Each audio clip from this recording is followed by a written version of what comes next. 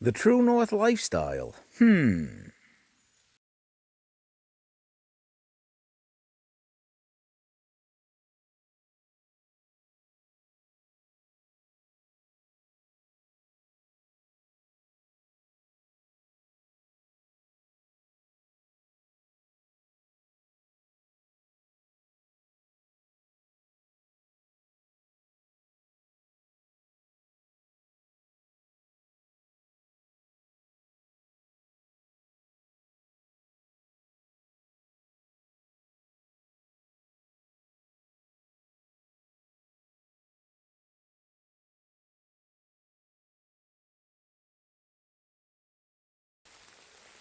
Faith, family, and the great outdoors. I don't know if it's a True North lifestyle, but it's a life worth living.